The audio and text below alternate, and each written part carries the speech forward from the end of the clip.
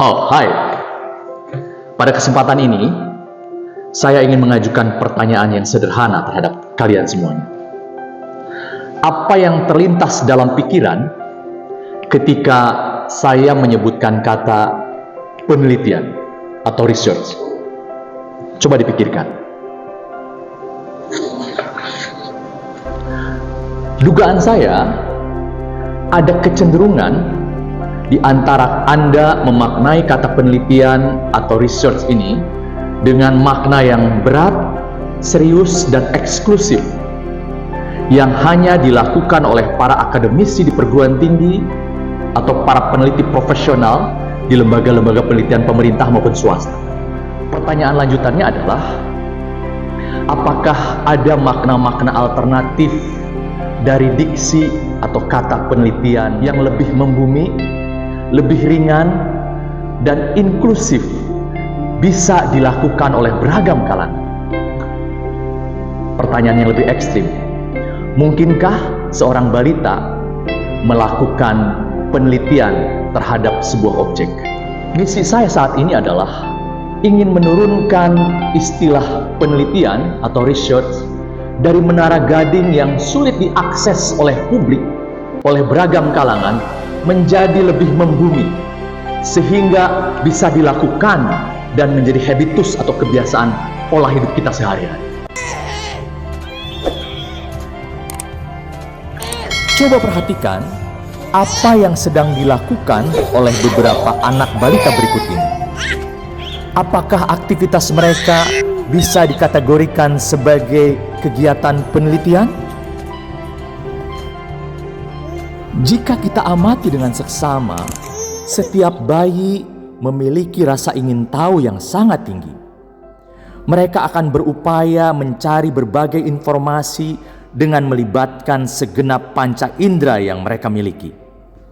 Mungkin mereka akan meraba untuk mengetahui tekstur halus kasarnya mainan tersebut, kemudian mengguncangkannya untuk mengetahui suaranya, kemudian menggigitnya untuk mengetahui rasa serta halus kasarnya tekstur dari mainan tersebut dengan gusinya. Bisa jadi kemudian mereka membantingnya untuk mengetahui bagian per bagian dari mainan tersebut dan menyatukannya kembali agar seperti kondisi semula. Jadi bisa disimpulkan bahwa anak-anak balita merupakan para peneliti yang handal sebelum rasa ingin tahu mereka yang sangat besar secara perlahan dihambat atau dikurangi ketika mereka memasuki lembaga pendidikan formal. Sesuatu yang sangat ironis terjadi. Untuk lebih meyakinkan upaya saya membumikan aktivitas penelitian, coba perhatikan bagaimana proses makan siang di kantin SMA Al-Izhar Pondok Labu.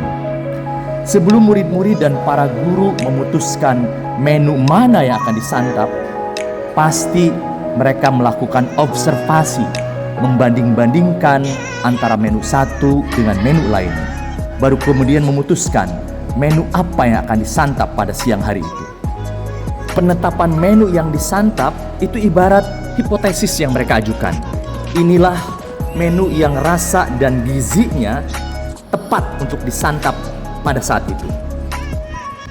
Aktivitas makan siang yang dilakukan oleh beberapa guru ini nih, ada Pak Randy, calon kepala SMA beberapa tahun mendatang.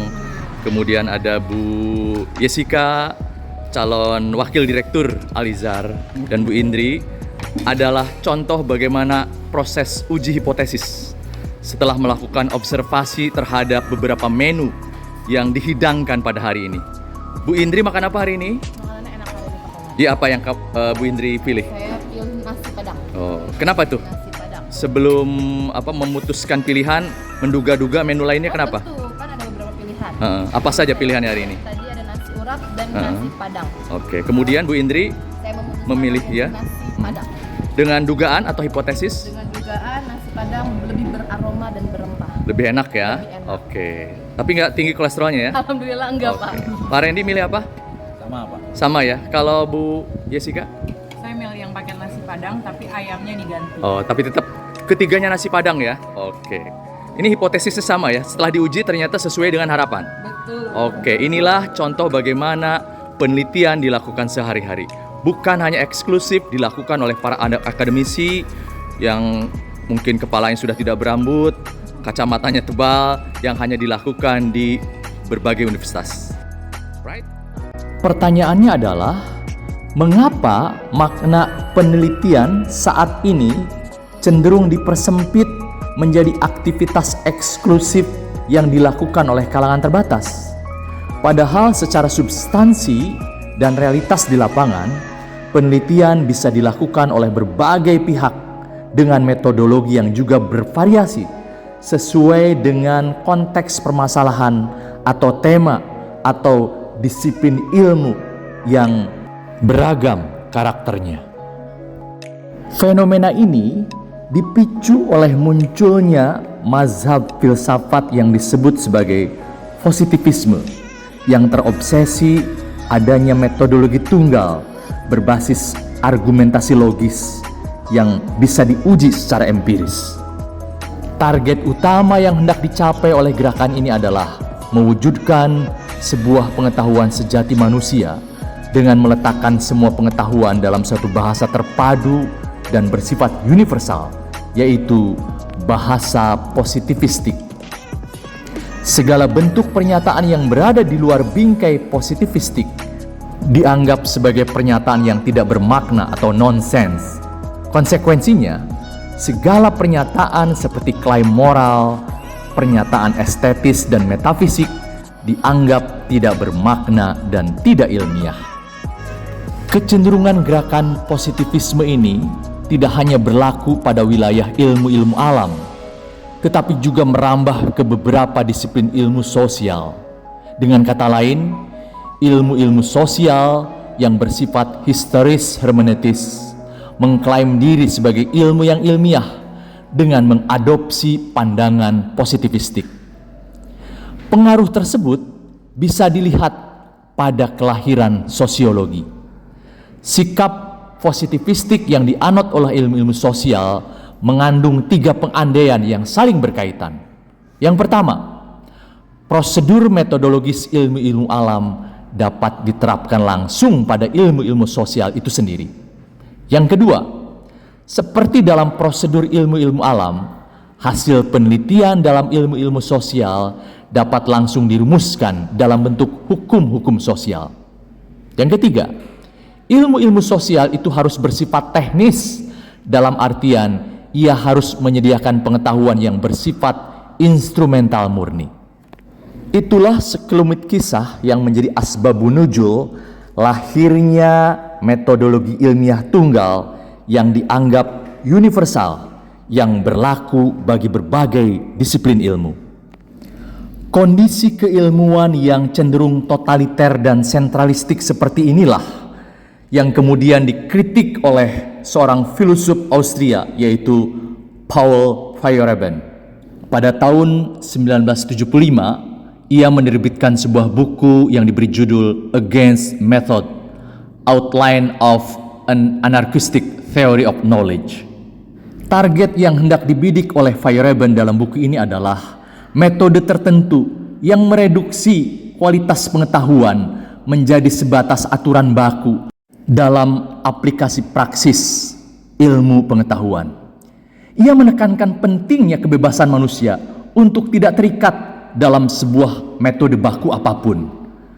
Pernyataan beliau yang sangat terkenal dalam rangka membongkar sentralistik tradisi ilmiah ini adalah, hanya ada satu prinsip yang tidak bisa merintangi kemajuan, yaitu anything goes. Apapun boleh dilakukan demi kemajuan ilmu pengetahuan dan peradaban umat manusia. Dengan demikian, maka runtuhlah menara Babel, metodologi pengetahuan yang baku dan beku tersebut. Jadi, secara prinsip sebenarnya antara saya dan Paul Feyerabend memiliki tujuan yang sama, yaitu membumikan tradisi ilmiah, yaitu penelitian, sehingga tidak eksklusif hanya dilakukan oleh sekelompok masyarakat yang terbatas. Bahkan seorang balita pun bisa melakukan tahapan penelitian dengan melibatkan segenap panca inderanya. Mudah-mudahan memperkaya wawasan dan horizon pengetahuan serta pemahaman kita tentang hakikat penelitian, sehingga kita bisa mengembangkan peradaban ke arah yang lebih maju dan menjunjung tinggi keragaman dalam metodologi saintifik.